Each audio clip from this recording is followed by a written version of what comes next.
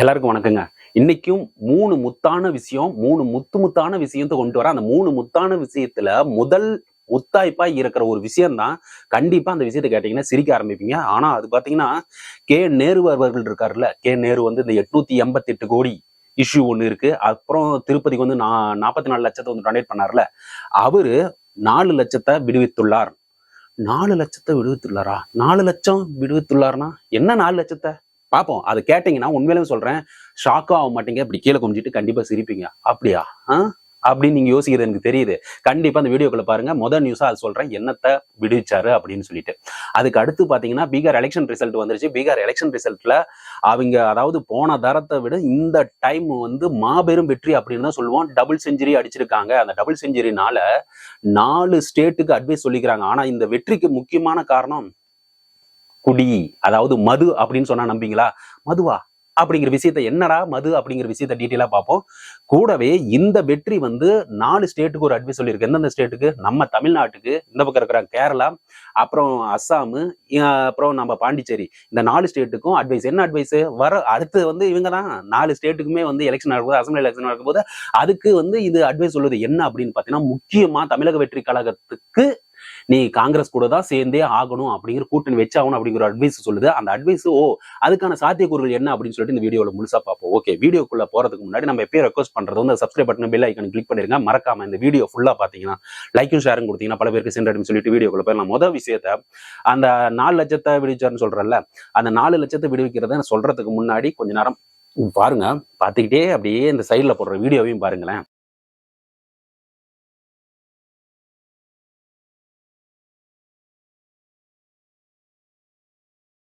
பாத்துட்டீங்களா?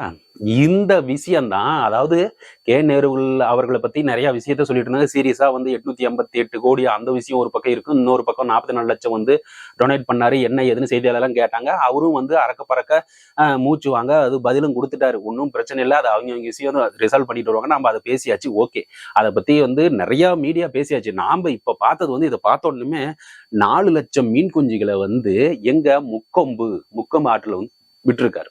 இதுக்கு வந்து உண்மையிலுமே சொல்றேன், அவர் வந்து இந்த இருக்கிற துறையில வந்து இந்த குடிநீர் வழங்கல் துறை அவர் இருக்காருல்ல, இந்த நகர்ப்புற இந்த குடிநீர் வழங்கல் துறை அவர் இருக்கிற விஷயங்களை பொறுத்தவரைக்கும் தெளிவா செஞ்சுட்டு இருக்காரு அப்படின்னு சொன்னாங்க. ஏன்னா மீன் வளங்கள் வந்து ரொம்பவும் நாட்டுக்கு தேவையான ஒரு விஷயமா தான் நான் பாக்குறோம்.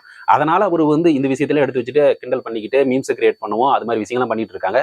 எனக்கு இந்த விஷயம் வந்து 4 லட்சம் அப்படின்னு சொன்னோன்னே எனக்கு நீங்க உங்க மைண்ட்ல என்ன ஸ்ட்ரைக் ஆச்சோ அதை தான் எனக்கும் ஸ்ட்ரைக் ஆச்சு. ஓகே, இந்த ஒரு விஷயத்த சொல்லிட்டு அடுத்து வந்து நம்ம ஒரு நல்ல டீட்டெயிலா போக வேண்டிய அவசியம் இருக்குது. என்னன்னு பாத்தீங்கன்னா, இந்த பீகார் எலெக்ஷன் ரிசல்ட் இந்த பீகார் எலெக்ஷன் ரிசல்ட்ல பாத்தீங்கன்னா ஒரு நல்ல ஒரு படிப்பினை கொடுத்துருக்குதுங்க எல்லா ஸ்டேட்டுக்குமே. குறிப்பா வந்து தமிழ்நாடு, இந்த அஸ்ஸாம், கேரளா, பாண்டிச்சேரிக்கு எல்லாமே ஒரு படிப்பினை தான். படிப்பினைன்னு சொல்றதை விட ஓகே, யாரு வேணாலும் எப்படி வேணாலும் வர.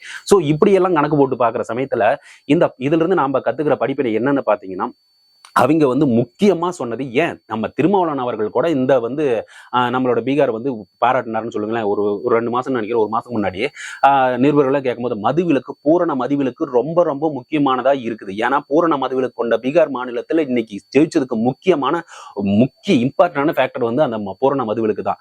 அந்த பூரண மதுவிலக்கு கொண்டதுனாலதான் பெண்கள் அதிகமாக ஓட்டு போட்டிருக்காங்க. பெண்களால் அது ஒரு ஜெயிப்பதற்கு முக்கியமான காரணமா இருந்திருக்குது. அதனால தமிழ்நாட்டிலையும் இந்த ஒரு படிப்பினையை எடுத்துக்கிட்டு பூரண மதுவிலக்கு கொண்டு வரணும் அப்படிங்கிறத ஒட்டுமொத்த தமிழர்களின் ஒரு ஒரு விஷயமாவே ரெக்வஸ்ட் பண்ணிட்டு இருக்கிறாங்க. சோ இதை தாண்டி ஒரு ஒரு ஹிஸ்டரி மாதிரி எடுத்து பார்ப்போமே. போன தடவை வந்து பாரதிய ஜனதா கூட்டணி வந்து அந்த போன டைம் வந்து இவங்க எல்லாம் எடுத்த லிஸ்ட் இது எல்லாத்தையும் பாத்தீங்கன்னா, குறிப்பா காங்கிரஸ் இந்த டைம் வந்து ஜெயிக்கவே இல்லை அப்படிங்கிறத சொல்லணும். போன தடத்துல கூட 19 இடத்துல ஜெயிச்சாங்க. ஆனா இந்த டைம்ல வந்து 61 இடத்துல நின்று ஜெயிக்கவே இல்லை அப்படிங்கிறத ஒரு பெரிய ஒரு அவங்களுக்கு ஒரு பின்னடைவா இருக்குது. இதே சமயத்துல வந்து பிஜேபி பாத்தீங்கன்னா போன தடவை வந்து கிட்டத்தட்ட 146 சம்திங் அந்த மாதிரி ஒரு கவுண்டிங் தான் வச்சிருந்தாங்க. ஆனா இன்னைக்கு பாத்தீங்கன்னா அவங்க 200 டபுள் செஞ்சுரி அடிச்சு ஒரு ஒரு மெஜாரிட்டியோட அவங்க நிக்கிறாங்க அப்படிங்கிறது தான் இது ஒரு பாடமா நாம பாத்துக்கணும். சோ எல்லாமே ஒட்டுமொத்த நலனும் மக்களை சார்ந்த விஷயமாவே அவங்க எடுத்து வச்ச அந்த குறிப்புகள் எல்லாமே மக்களை சார்ந்த விஷயங்களா தான் இருந்து, குறிப்பா இந்த மதுவிலக்கு அப்படிங்கிறது தான், பூரண மதுவிலக்கு அப்படிங்கிற ஒரு விஷயம் தான் அங்க வந்து மக்களுக்கு வந்து பெருமை சேர்த்து தந்ததோட அந்த கவர்மெண்ட்டுக்கு பெருமை சேர்த்து தந்ததோட இவங்க ஜெயிக்கிறதுக்கான முக்கியமான ஃபேக்டரா அதுதான் இருந்துச்சு அப்படின்னு சொல்லிட்டு இருக்காங்க. சோ இந்த விஷயத்தை எல்லாம் எடுத்து பார்த்துக்கிட்டே வந்துகிட்டே இருக்கும்போது தமிழக வெற்றி கழகத்துக்கு வந்து இந்த ஒரு பாடமா இருக்குது அப்படின்னு பாத்தீங்கன்னா, எஸ், அஃப்கோர்ஸ் இருக்கு. எப்படின்னு பாத்தீங்கன்னா, இன்னும் ஒரு 2, 3 மாசத்துல எலெக்ஷன் வரப்போகுது. 2026ல தமிழ்நாடுக்கு ஒரு பெரிய போராட்டமே நடந்துகிட்டு இருக்கு. சோ இதுல யாரு ஜெயிக்கிறது, எத்தனை முனை போட்டி இருக்குது, அப்படி இப்படின்னு சொல்லிட்டு ஒரு விஷயங்கள் நடந்துட்டு இருக்குன்னு வச்சுங்களேன். நம்ம நாட்டுக்குமா, இந்த நம்ம ஸ்டேட்டுக்கு மட்டுமா இருக்குது? பக்கத்துல இருக்கிற கேரளாவுக்கு தான் நடந்துட்டு இருக்குது. அந்த அந்த பக்கம் இருக்கிற அஸ்ஸாமுக்கு நடந்துட்டு இருக்கு. இந்த பக்கம் பாண்டிச்சேரியில் நடந்துட்டு இருக்கு. சோ இது எல்லாத்தையுமே நாம கணிச்சு ஒரு விஷயத்தை கொண்டு வரணும் அப்படின்னு பார்க்கும்போது, இவங்க எல்லாமே முக்கியமா இந்த ஜெயிச்சதுக்கான ஒரு முக்கிய விஷயத்துக்களை பார்த்து வச்சோம்னாவே இதுல காங்கிரஸோட ஒரு கூட்டணி பத்தி தான் இவங்க யோசிக்க வேண்டியதா இருக்குது.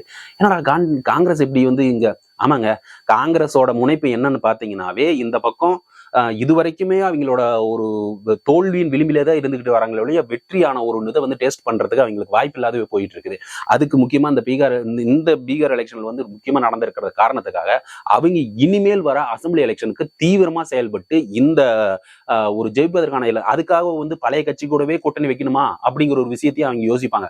பாருங்க, பழைய கட்சி கூட வச்சே இப்படி எல்லாம் போயிருச்சு, எதுக்கும் இல்லாத போயிருச்சு, புதுசா ஒண்ணு யோசிப்போம் அப்படிங்கிற. ஏன்னா அவங்க புது விஷயத்தை எடுத்தா மட்டும்தான் வரப்போற அதாவது எந்த ஒரு தேர்தலா இருந்தாலும் ஜெயிக்கணும். அதுக்கு முக்கியமா இந்த பக்கம் கவனம் திரும்புறது சவுத் இந்தியாவில பொறுத்த வரைக்கும் பெரிய ஸ்டாரா இருக்க தளபதி விஜய் அவர்கள் வந்து கண்டிப்பா பார்வை விழும் அப்படிங்கிறது நம்பிக்கை. ஏன் அப்படின்னா இவங்க ஏற்கனவே வந்து தளபதி விஜய் வந்து காங்கிரஸ் கூட கூட்டணி பேசுறதை பத்தி அரசியல் உரசலாம் நடந்துகிட்டு இருக்கு. இது இங்க கண்டிப்பா உறுதி ஆயிடுச்சுன்னு தான் நான் நம்புறேன். ஏன் அப்படின்னா அங்க தேர்தல் அடி வாங்கிருச்சு அந்த பக்கம்.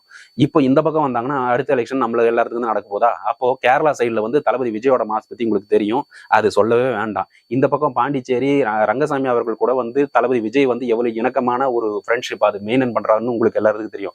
பாண்டிச்சேரியும் கேரளாவும் கிளியர். தமிழ்நாட்டை பத்தி உங்களுக்கு தெரியும், ஏற்கனவே பெரிய ஒரு மாஸ் கிரியேட் ஆகிட்டு இருக்குது. அதை பத்தி நம்ம ஒரி பண்ணிக்கவே வேண்டியதில்லை. ஸோ இந்த 3 ஸ்டேட்டையும் கவர் பண்ணிடலாம், அசாம் விட்டுருங்க. ஸோ இந்த 3 ஸ்டேட்டையும் கவர் பண்றதுக்கு காங்கிரஸ் வந்து முனைப்பா இருக்கும். ஸோ கூட்டணி வைக்கிறது பழைய அந்த ஹிஸ்டரியே போலாமா இல்ல புது ஹிஸ்டரிக்கு வரலாமா அப்படிங்கும் போது அவங்களோட முதல் சாய்ஸா இருக்கிறது புதுசா ஒரு முயற்சி பண்ணலாம் அப்படிங்கும் போது தான் அது முதல் சாய்ஸ் தளபதி விஜய் தவிர வேற யாருமே கிடையாது. ஸோ இவங்க எல்லா ஸ்டேட்லயுமே நான் சொன்ன தமிழ்நாடு, கேரளா, இந்த பக்கம் பாண்டிச்சேரி, இது எல்லா ஸ்டேட்லயுமே முதன்மையாக இருக்கிற தளபதி விஜய் வந்து நின்னா ஒரு மாற்றத்தை கொண்டு வர்றதுக்கான, அதாவது அரசியல் களத்தில் ஒரு மாஸ் என்ட்ரி கொடுக்கறதுக்கு ஒரு தளபதி விஜயோட அந்த மாசை வந்து யூஸ் பண்ணிக்க பார்க்கும் காங்கிரஸ். அதனால இவ்வளவு நாள் வாங்கின அடிய இது துவம்சம் பண்றதுக்கு இது ஒரு வழியா எடுத்துக்கிட்டு வரும் அப்படிங்கிறது என்னுடைய ஆணித்தனமான கருத்தா இருக்குது. ஸோ இந்த விஷயங்களை எல்லாமே எடுத்துட்டு வந்து தளபதி விஜய் கிட்ட பேசுவாங்க, கூட்டணிக்கு பத்தி கண்டிப்பா பேசுவாங்க, உறுதியா பேசுவாங்க. அவங்க எவ்வளவு சீட்டு என்ன அப்படிங்கிறது வந்து தொகுதி பங்குலாம் விரைவில் வரும் நம்புறேன். ஸோ ஒட்டுமொத்தமா இந்த பீகார் எலெக்ஷன் நம்ம கத்துக் கொடுத்த பாடங்களை வந்து காங்கிரஸ் வந்து கத்துக்குச்சு. ஸோ இனிமேட்டுக்கு வந்து எடுத்து வைக்கிற ஹிஸ்டரி பழைய ஹிஸ்டரிக்கே போய் பழைய கூட்டணியை வைக்குமா அப்படிங்கிறது எனக்கு ஒரு டவுட்டா இருக்குது. ஸோ இந்த பக்கம் நேரு அவர்களும் அந்த பக்கம் நடக்கிற திராவிட முன்னேற்ற கழகத்தின் ஒவ்வொரு செயல்களும் மக்கள் உன்னிப்பா தான் பார்த்துக்கிட்டு இருக்காங்க. ஸோ ஒட்டுமொத்தமா தமிழக மக்களும் சரி, திராவிட முன்னேற்ற கழகம் சரி, தமிழகம் அரசியலுக்கும் சரி, ஏன் தேசிய அளவில் இருக்கிற காங்கிரஸுக்கும் சரி, முக்கியமாக தளபதி விஜய் அவர்கள் வந்து ஒரு தவிர்க்க முடியாத சக்தியா தான் இருந்துகிட்டு இருக்கார் அப்படின்னு சொல்லிட்டு இந்த வீடியோவை இதோட முடிச்சுக்கிறேன்.